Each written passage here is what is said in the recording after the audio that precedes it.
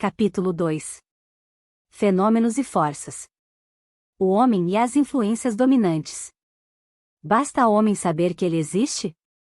Basta que se forme um ser humano para que mereça o nome de homem? É nossa firme opinião e convicção de que para ser uma genuína entidade espiritual, na verdadeira acepção da palavra, o homem deve inicialmente, por assim dizer, criar-se de novo, isto é, eliminar por completo de sua mente e de seu espírito não só a influência dominante do egoísmo e de outras impurezas, mas também a infecção da superstição e do preconceito. O preconceito difere bastante do que comumente chamamos antipatia. No princípio, somos irresistível e energicamente arrastados à sua roda negra pela influência peculiar, pela poderosa corrente de magnetismo que emana tanto das ideias como dos corpos físicos. Somos cercados por ela, e finalmente impedidos pela covardia moral, pelo medo da opinião pública, de escapar-lhe. É raro os homens considerarem uma coisa sob o seu verdadeiro ou falso aspecto, aceitando a conclusão por um ato livre do seu próprio julgamento. Muito ao contrário. Por via de regra, a conclusão procede da cega adoção do modo de ver que predomina momentaneamente entre aqueles com quem se associam. A ciência está diária e rapidamente avançando rumo às grandes descobertas na química e na física, na organologia e na antropologia. Os homens esclarecidos deveriam estar livres de preconceitos e superstições de toda espécie e, entretanto, embora o pensamento e a opinião sejam agora livres, os cientistas ainda são os mesmos homens de outrora. O moderno espiritismo. Durante muitos anos, vigiamos o desenvolvimento e o crescimento desse pomo de discórdia, o moderno espiritismo. Familiarizados com a sua literatura na Europa e na América, testemunhas estreitas e ansiosamente as suas intermináveis controvérsias comparamos às suas hipóteses contraditórias. Muitos homens e mulheres instruídos, espiritualmente heterodoxos, naturalmente, tentaram compreender o fenômeno profético. Como único resultado, eles chegaram à seguinte conclusão: qualquer que seja a razão desses fracassos constantes, atribuam-nos quer a inexperiência dos próprios investigadores, quer a força secreta em ação. Ficou ao final provado que, à medida que as manifestações psicológicas crescem em frequência e em variedades, a escuridão que cerca a sua origem torna-se mais e mais impenetrável. Que os fenômenos são efetivamente testemunhados, misteriosos em sua natureza, geralmente e talvez erradamente chamados de espiritistas, é inútil agora negar. Concedendo um grande desconto à fraude inteligente, o que resta é muito sério para exigir o cuidadoso exame da ciência. Precisamos agora da coragem de Galileu para lançá-la ao rosto da academia. Os fenômenos psicológicos já estão na ofensiva. A posição assumida pelos cientistas modernos é de que, sendo embora um fato a ocorrência de fenômenos misteriosos na presença de médiuns, não há provas de que eles não são devidos a algum estado nervoso anormal desses indivíduos. A possibilidade de que eles sejam produzidos por espíritos humanos que retornam não deve ser considerada antes de se dedicar a outra questão. Uma outra exceção se pode registrar quanto a esse posicionamento. Inquestionavelmente, o ônus da prova incumbe àqueles que afirmam a intervenção dos espíritos. Na verdade, a grande maioria das comunicações espirituais é de natureza a indignar até mesmo os investigadores de inteligência média. Mesmo quando autênticas, elas são triviais, convencionais e a miúde vulgares. Durante os últimos 20 anos recebemos por intermédio de vários médiuns mensagens diversas que passam por ser de Shakespeare, Byron, Benjamin Franklin, Pedro, o Grande, Napoleão e Josefina, e até de Voltaire. A impressão geral que nos fica é a de que o conquistador francês e a sua consorte parecem ter esquecido a maneira de grafar corretamente as palavras, que Shakespeare e Byron se tornaram bêbados contumazes, e Voltaire se tornou um imbecil. O tráfico de nomes célebres vinculados a comunicações idiotas causou no estômago dos cientistas uma tal indigestão que este não pode assimilar nem mesmo a grande verdade que repousa nos plateaus telegráficos desde o oceano de fenômenos psicológicos. Mas poderiam, com igual propriedade, negar que existe uma água clara nas profundezas do mar quando o limo do óleo flutua na superfície. Por conseguinte, se por um lado não podemos em verdade censurá-los por recuarem ao primeiro sinal do que parece realmente repulsivo, nós o fazemos, e temos direito de censurá-los por sua má vontade em explorar mais fundo.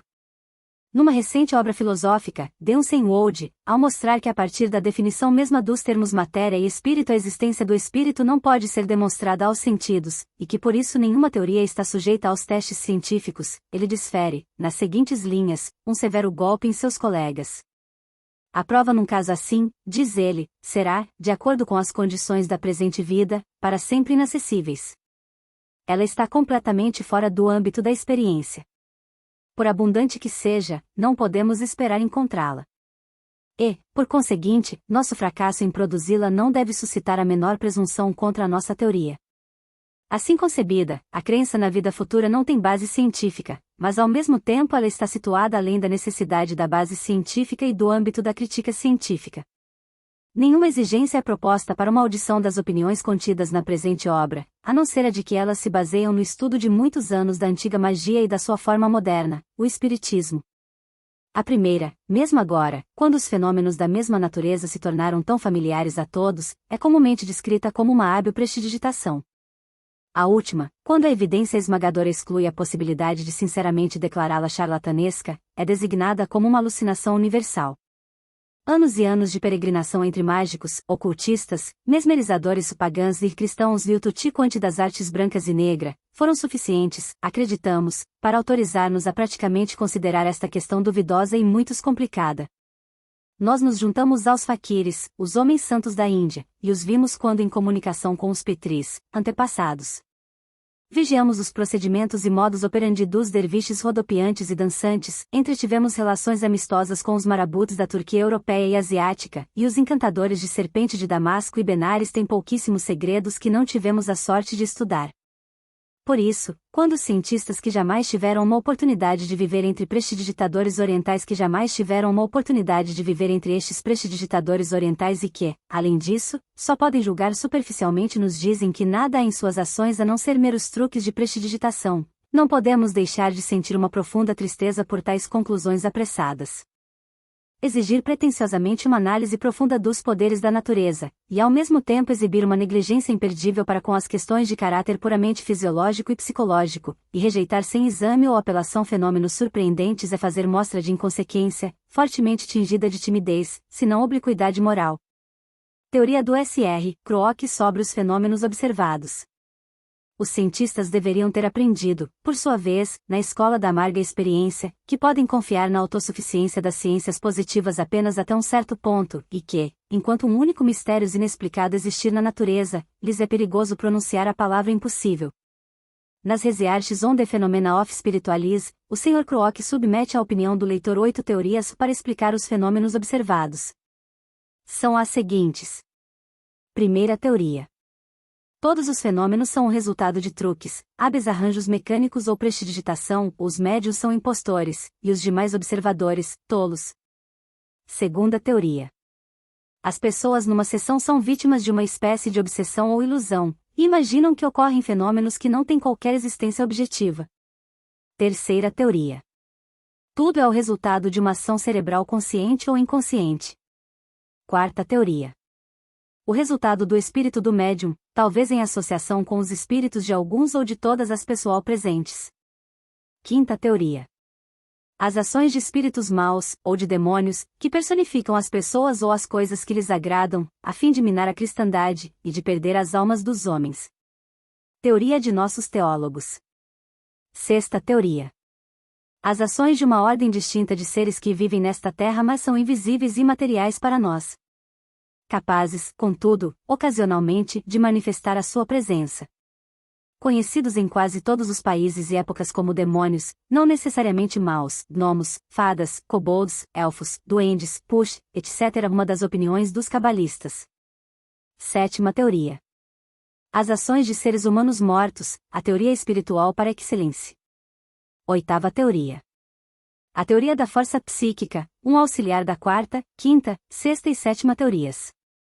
Como a primeira dessas teorias só se mostrou válida em casos excepcionais, embora infelizmente muito frequentes, ela deve ser rejeitada por não ter nenhuma influência material sobre os fenômenos em si. A segunda e a terceira teoria são as últimas esboroantes trincheiras da guerrilha dos céticos e materialistas, e permanecem, como dizem os advogados, ad sub judice lis est. Portanto, podemos nos ocupar nesta obra apenas com as 4 teorias restantes, já que a última, a oitava, é, segundo a opinião do Sr. Krook, apenas um auxiliar necessário das outras. Podemos ver quão sujeita está a erros mesmo uma opinião científica, apenas se compararmos os vários artigos sobre os fenômenos espirituais, oriundos da habeas pena de certo cavalheiro, que apareceram de 1870 a 1875. Lemos um dos primeiros: o emprego contínuo de métodos científicos promoverá observações exatas e um respeito maior pela verdade entre os pesquisadores, e produzirá uma raça de observadores que lançarão desprezível resíduo do espiritismo no limbo desconhecido da magia e da necromancia. E em 1875, nós lemos, acima de sua própria assinatura, minúcias e muito interessantes descrições de um espírito materializado, Kate King. É difícil imaginar que o Sr. Crookes tenha estado sob influência eletrobiológica ou sob alucinação durante 2 ou 3 anos consecutivos. O espírito apareceu em sua própria casa, em sua biblioteca, sob os mais severos testes, e foi visto, apalpado e ouvido por centenas de pessoas. Mas o Sr. Crookes nega jamais ter tomado Kate King por um espírito desencarnado. O que era ela então? Se não era a senhorita Florence Cook, e a sua palavra é uma garantia suficiente para nós, então era o espírito de alguém que viveu na Terra ou de um daqueles que se classificam diretamente na sexta teoria das 8 que o eminente cientista oferece à escola do público. Seria um dos seres classificados sob os nomes de fadas, kobolds, gnomos, duendes, ou um puck. Fenômeno psíquico provocado pelo Sr. Crookes. Sim, Kate King deve ter sido uma fada, uma titânia. Pois só uma fada poderia aplicar-se com propriedade à seguinte efusão poética que o Sr. Crookes cita para descrever este maravilhoso espírito. Ao seu redor ela criou uma atmosfera de vida. O próprio ar parecia mais brilhante nos seus olhos. Eles eram doces, belos e cheios de tudo que podemos imaginar dos céus. Sua presença irresistível nos faz sentir que não seria idolatria ficar de joelhos. Assim, após ter escrito, em 1870, a sua severa sentença contra o espiritismo e a magia, após ter mesmo dito então que ele acreditava que tudo não passa de superstição, ou, pelo menos, de um truque inexplicado, uma ilusão dos sentidos, o Sr. Crookes, em 1875, fecha sua carta com as seguintes memoráveis palavras: imaginar, digo, que a Kate King dos 3 últimos anos possa ser o resultado de uma impostura constitui uma violência maior para a razão e o senso comum do que acreditar que ela é o que pretende ser. Esta última observação, por outro lado, prova conclusivamente que 1 graus, apesar da firme convicção do Sr. Crookes de que o alguém que se chamava Kate King não era nem um médium nem algum cúmplice, mas, ao contrário, uma força desconhecida da natureza, que, como o amor, ri-se dos obstáculos, segundo, que era uma espécie de força ainda não identificada, embora para ele se tenha tornado não uma questão de opinião, mas de conhecimento absoluto. O eminente investigador não abandonou até o fim a sua atitude cética a respeito da questão. Em suma, ele acreditava firmemente no fenômeno, mas não podia aceitar a ideia de que se tratava do espírito humano de alguém morto. Parece-nos que, até onde vai o preconceito público, o Sr. Crookes soluciona um mistério para citar um outro ainda mais profundo, o obscurum per obscurius. Em outras palavras, rejeitando o indigno resíduo do espiritismo, o corajoso cientista arroja-se intrepidamente no seu próprio limbo desconhecido da magia e da necromancia. As artes perdidas. As leis reconhecidas da ciência física explicam apenas alguns dos mais objetivos dos chamados fenômenos espiritistas. Embora provem a realidade de alguns efeitos visíveis de uma força desconhecida, elas não permitem aos cientistas controlarem livremente sequer esta parte dos fenômenos. A verdade é que os professores ainda não descobriram as condições necessárias para sua ocorrência. Cumpre-lhes estudar profundamente a natureza tripla do homem, fisiólogos, psicólogos e divina, como fizeram os seus predecessores, os magos, os teurgistas e os taumaturgos da antiguidade. Até o presente, mesmo aqueles que investigaram os fenômenos completa e imparcialmente, como o Sr. Crookes, deixaram de lado a causa, como se nada houvesse para ser descoberto agora, ou sempre. Eles se incomodam tanto com isso quanto com a causa primeira dos fenômenos cósmicos da correlação de forças, a observação e classificação de cujos efeitos lhes custam tanto esforço. Se os cientistas estudassem os chamados milagres em lugar de negá-los, muitas leis secretas da natureza, que os antigos compreendiam, seriam novamente descobertos. A certeza, diz Bacon, não provém dos argumentos, mas das experiências. A fabricação de uma taça de vidro que foi trazida a Roma por um exilado no reino de Tibério, uma taça que ele atirou no passeio de mármore e não trincou nem quebrou com a queda, e que, por ter ficado um pouco amolgada, foi facilmente restaurada com um martelo, é um fato histórico. Paracelso e Valmont sustentam ser este agente algum fluido da natureza, capaz de reduzir todos os corpos sublunares, homogêneos ou mistos, ao sens primo, ou à matéria original de que são compostos, ou ao seu licor uniforme, estável e potável, que unirá com a água, e os sucos de todos os corpos, sem perder as suas virtudes radicais, e, se misturando novamente com ele mesmo, será assim convertido em água elementar. Mas pode-se facilmente conceber, sem qualquer grande esforço de imaginação, que todos os corpos devem ter sido originalmente formados de alguma matéria primeira, e que esta matéria, segundo as lições da astronomia, da geologia e da física, deve ter sido um fluido. Porque o ouro, cujo gênese os nossos cientistas conhecem tão pouco, não teria sido originalmente uma matéria de ouro primitiva ou básica, um fluido ponderoso que, como diz Valmont, devido à sua própria natureza, ou a uma forte coesão entre as suas partículas, adquiriu mais tarde uma forma sólida?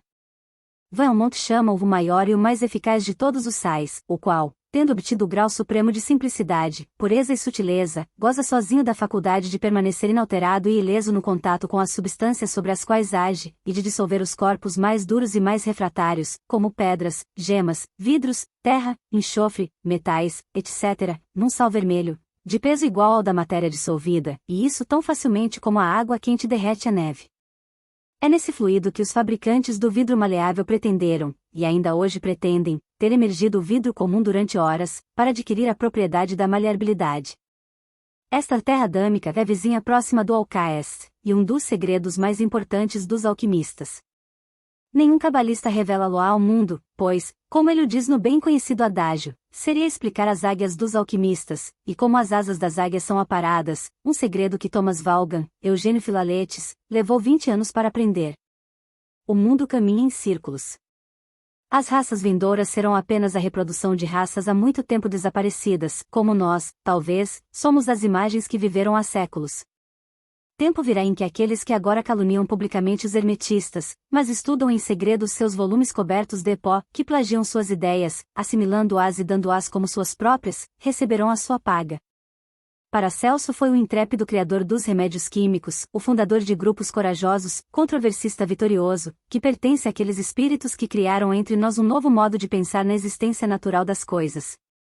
O que dissemos através de seus escritos sobre a pedra filosofal, sobre os pigmeus e os espíritos das minas, sobre os símbolos, sobre os homúnculos, e sobre o elixir da vida, que são empregados por muitos para baixar sua estima, não pode extinguir a nossa recordação agraciada de suas obras gerais, nem a nossa admiração por seus intrépidos e livres esforços, e sua vida nobre e intelectual.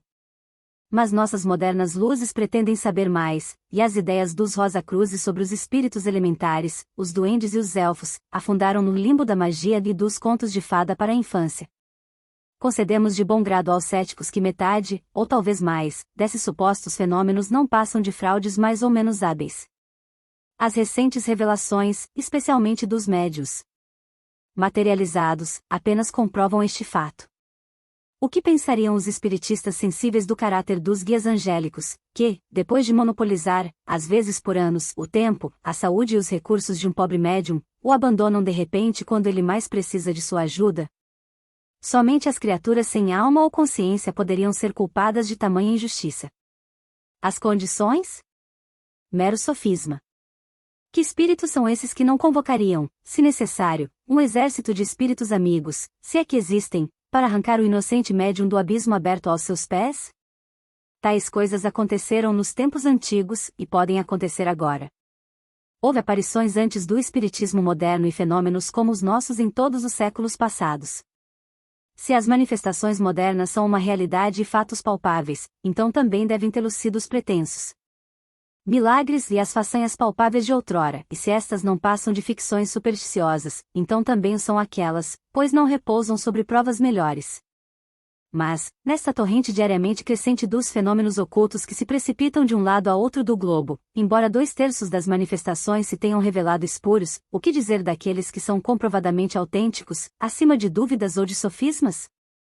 Entre estes é possível encontrar comunicações que chegam através de médiuns profissionais ou não, as quais são sublimes e divinamente elevadas.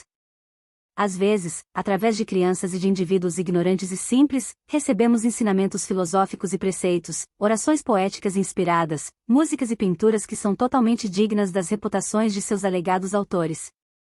As suas profecias realizam-se com frequência e as suas explicações morais são benfazejas, embora estas últimas ocorram mais raramente. Quem são esses espíritos? O que são esses poderes ou inteligências que são evidentemente exteriores ao próprio médium e que são entidades per se? Essas inteligências merecem um nome e diferem tão completamente da generalidade de fantasmas e duendes que erram em redor dos gabinetes das manifestações físicas como o dia da noite. Devemos confessar que a situação parece ser muito séria. O controle de médios por tais espíritos inescrupulosos e falazes está se generalizando cada vez mais, e os efeitos perniciosos de semelhante diabolismo multiplicam-se constantemente. Alguns dos melhores médios estão abandonando as sessões públicas e se afastando dessa influência, e o movimento espírita tem cariz de igreja.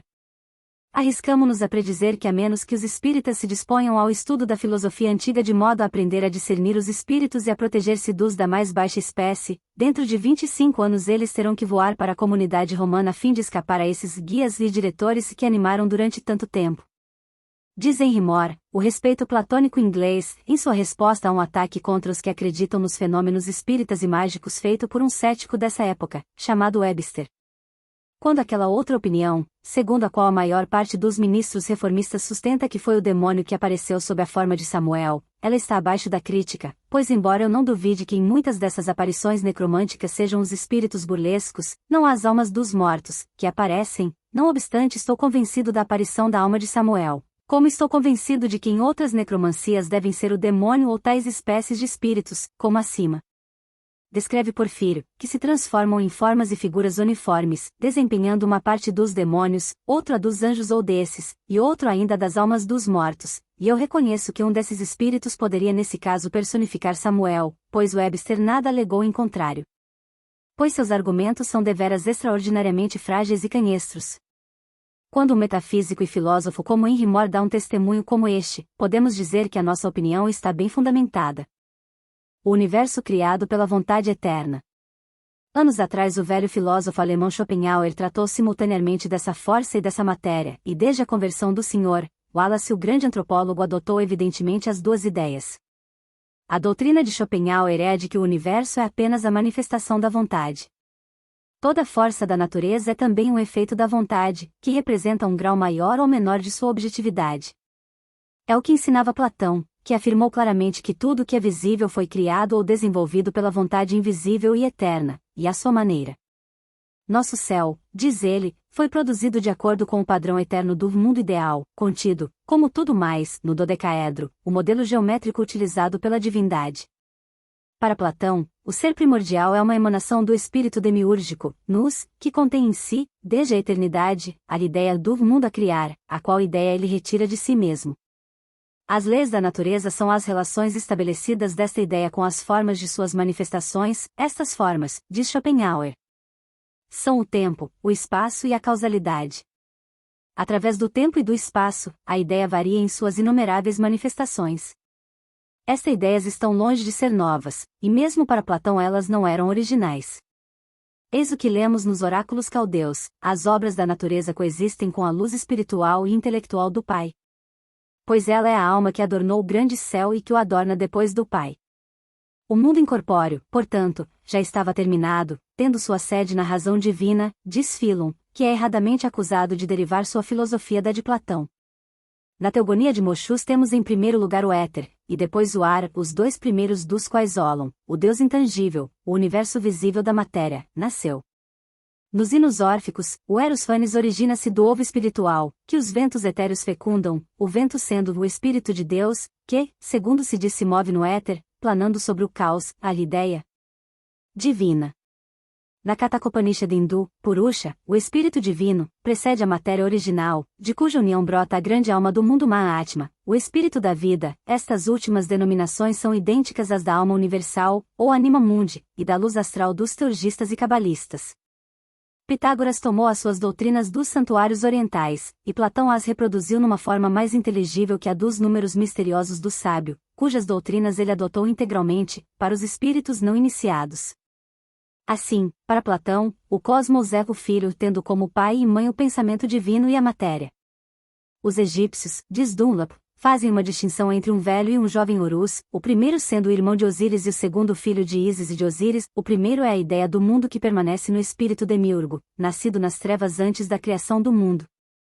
O segundo Horus é esta ideia que emana do Logos, revestindo-se de matéria e assumindo uma existência real. O Deus mundano, eterno, ilimitado, jovem e velho, de forma sinuosa, dizem os oráculos caldeus. O poder da vontade. A forma sinuosa é uma figura para expressar o movimento vibratório da luz astral, que os antigos sacerdotes conheciam perfeitamente bem, embora elas tenham divergido dos modernos cientistas na sua concepção do éter, pois no éter colocaram a ideia eterna que impregna o universo, ou o desejo que se torna força e cria ou organiza a matéria. A vontade, diz Van Helmont, é o primeiro de todos os poderes. Pois, através da vontade do Criador, todas as coisas foram feitas e postas em movimento. A vontade é a propriedade de todos os seres espirituais, e revela-se neles tanto mais ativamente quanto mais eles se libertam da matéria. E Paracelso, o divino, como era chamado, acrescenta no mesmo tom: a fé deve confirmar a imaginação, pois pela fé estabelece-se a vontade. Determinada imaginação é um começo de todas as operações mágicas. Porque os homens não imaginam perfeitamente, nem creem, o resultado é que as artes são inexatas, ao passo que poderiam ser perfeitamente exatas. Somente o poder oposto da incredulidade e do ceticismo, se projetando numa corrente de força igual, pode refrear o outro, e às vezes neutralizá-lo completamente. Porque se espantariam os espiritistas com o fato de a presença de alguns céticos enérgicos, ou daqueles que, mostrando-se asperamente contrários ao fenômeno, exercem inconscientemente a sua força de vontade em sentido inverso, impedir e a miúde deter por completo as manifestações? Se não existe nenhum poder consciente na Terra que não encontre às vezes um outro para nele interferir ou mesmo para contrabalançá-lo, o que há de surpreendente quanto o poder inconsciente, passivo de um médium é de repente paralisado em seus efeitos por um outro inverso, embora também exercido inconscientemente? Os professores Faraday e Tyndall orgulham-se de que a sua presença num círculo impediria imediatamente qualquer manifestação. Somente este fato bastaria para provar os eminentes cientistas que havia alguma força neste fenômeno capaz de prender a sua atenção. Como cientista, o professor Tyndall era talvez a pessoa mais importante no círculo daqueles que estavam presentes à séance. Como observador arguto, alguém não facilmente iludido por um médium ardiloso, ele talvez não foi melhor, ou então mais sagaz, do que os outros na sala, e se as manifestações foram apenas uma fraude tão engenhosa para enganar os outros, elas não teriam parado, mesmo com a sua importância.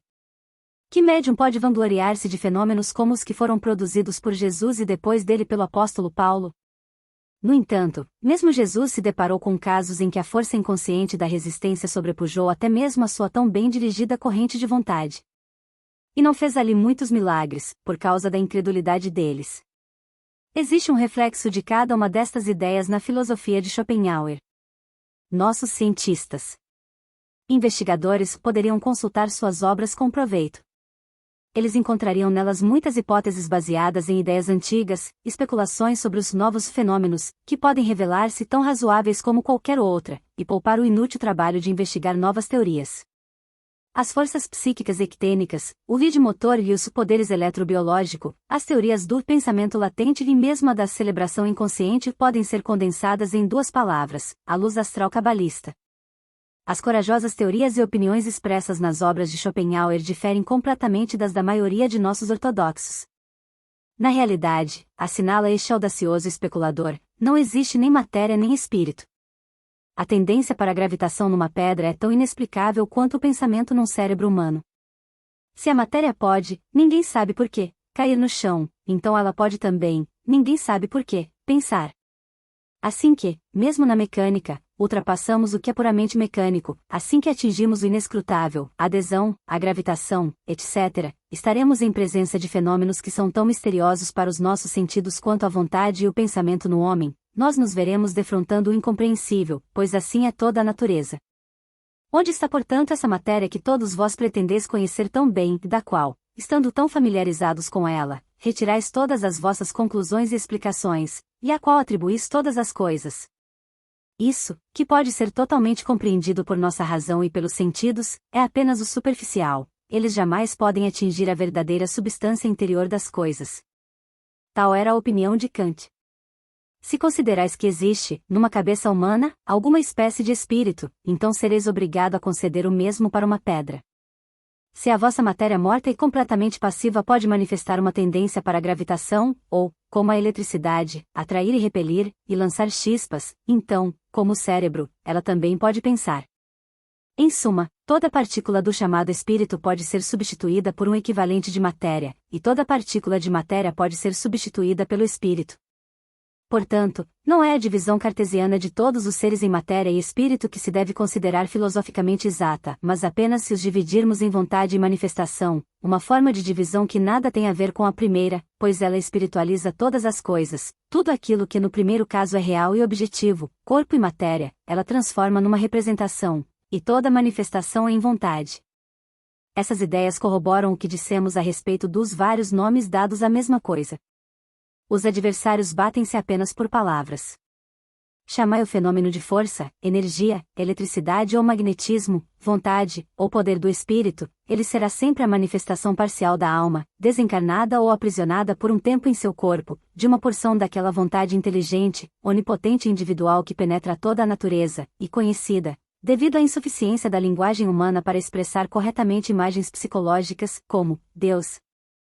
As ideias de alguns de nossos sábios a respeito da matéria são, do ponto de vista cabalístico, de muitas maneiras errôneas. Fenômenos mediúnicos a que atribuí-los. Ninguém pode tratar este assunto com mais competência do que o fez Schopenhauer no seu Parerga. Nesta obra, ele discute extensamente o magnetismo animal, a clarividência, a terapêutica simpatética, a profecia, a magia, os presságios, as visões de fantasmas e outros fenômenos psíquicos. Todas essas manifestações, diz ele, são ramos de uma mesma árvore, e fornecem-nos as provas irrefutáveis de existência de uma cadeia de seres pertencentes a uma ordem de natureza muito distinta daquela que se baseia nas leis de espaço, tempo e adaptabilidade.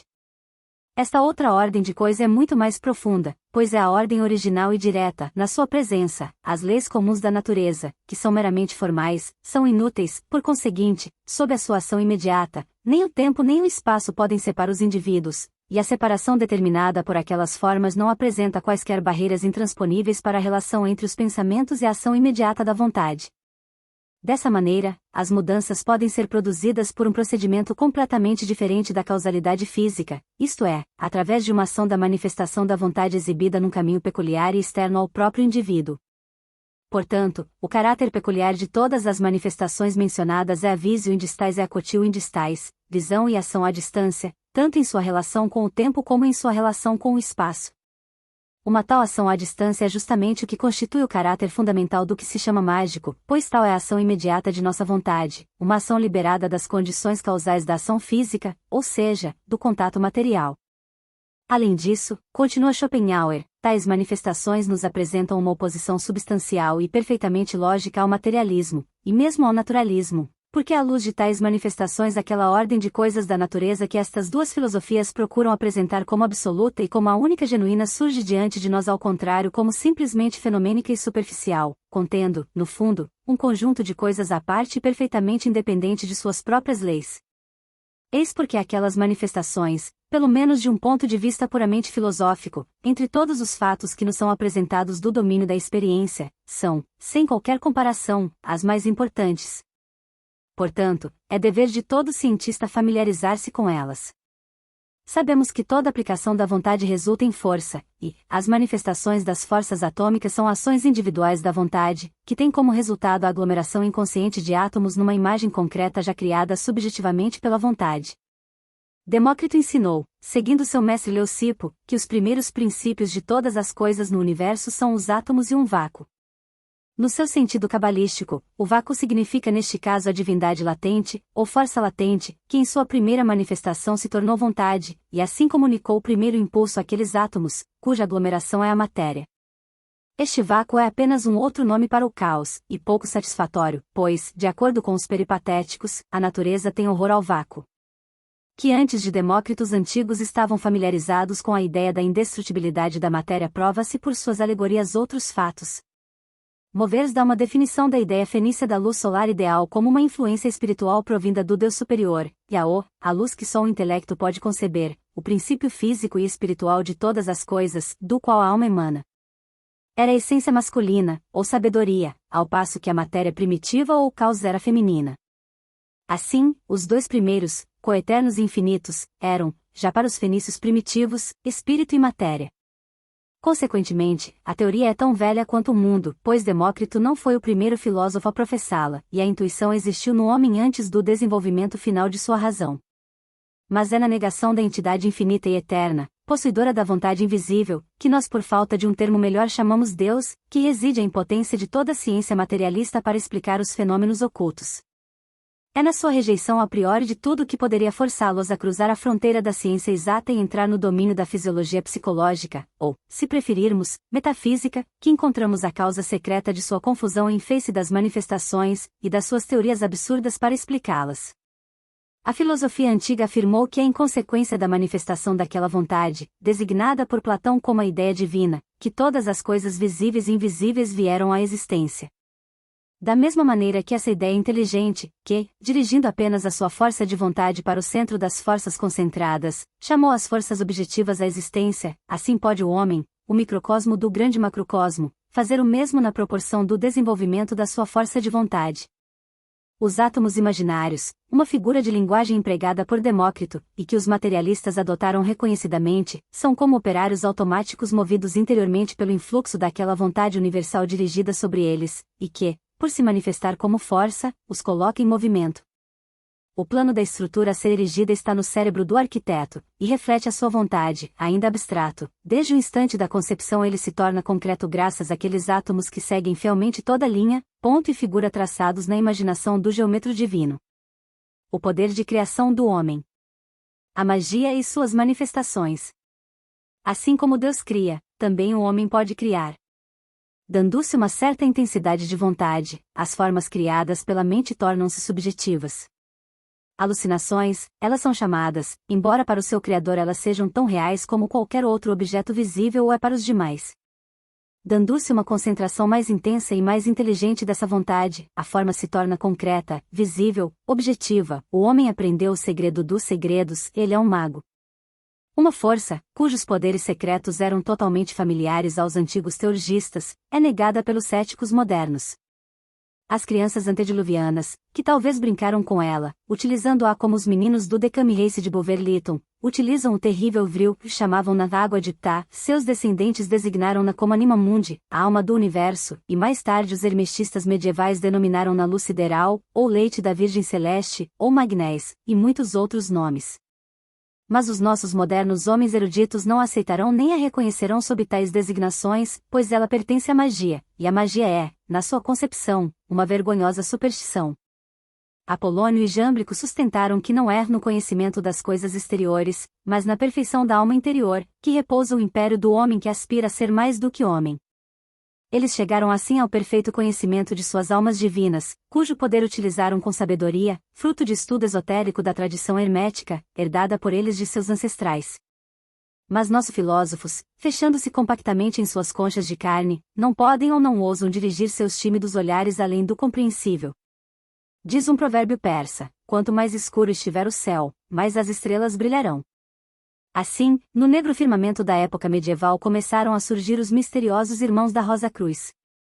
Eles não formaram associações, nem construíram colégios, pois, caçados e encurralados como feras selvagens, quando a Igreja Católica os apanhou, eles foram queimados sem cerimônia.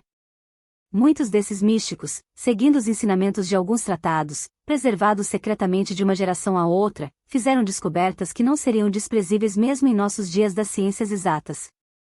Roger Bacon, o monge, foi ridicularizado como um charlatão, e é hoje incluído entre os pretendentes à arte mágica, mas suas descobertas foram não obstante aceitas, e são hoje utilizadas por aqueles que mais o ridicularizaram. Roger Bacon pertencia, de fato se não de direito, àquela irmandade que inclui todos os que estudam as ciências ocultas. Vivendo no século XIII, quase como um contemporâneo, portanto, de Alberto Magno e Tomás de Aquino, suas descobertas, como a pólvora de canhão e os vidros ópticos, e seus trabalhos mecânicos, foram considerados por todos como milagres. Ele foi acusado de ter feito um pacto com o diabo.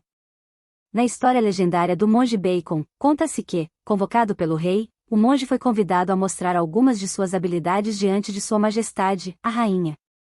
Ele então agitou sua mão, seu bastão, diz o texto, e rapidamente ouviu-se uma belíssima música, que eles afirmaram jamais ter ouvido igual. Ouviu-se em seguida uma música ainda mais alta e 4 aparições de repente apresentaram e dançaram até se dissiparem e desaparecerem no ar. Então ele agitou novamente o bastão, e de repente um odor como se todos os ricos perfumes do mundo tivessem sido preparados no local da melhor maneira que a arte pudesse fazê-lo.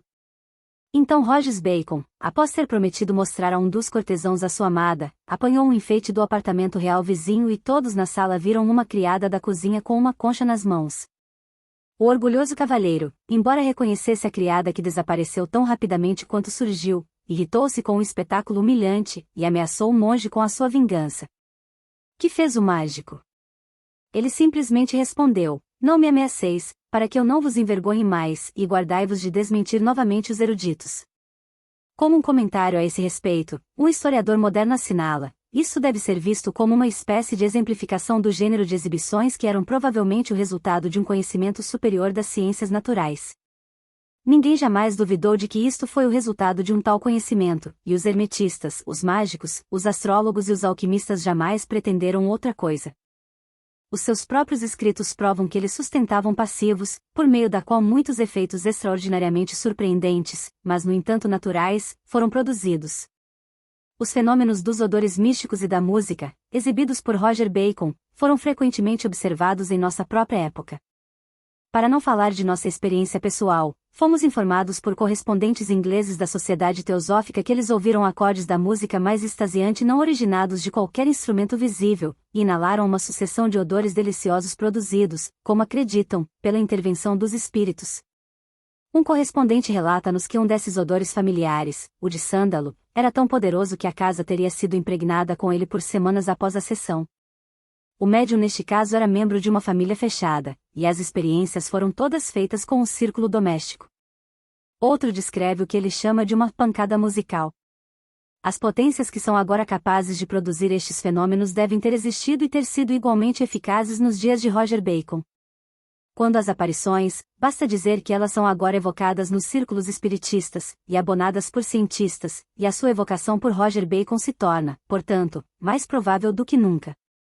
Batista Porta, no seu tratado sobre magia natural, enumera todo um catálogo de fórmulas secretas para produzir efeitos extraordinários mediante o emprego dos poderes da natureza.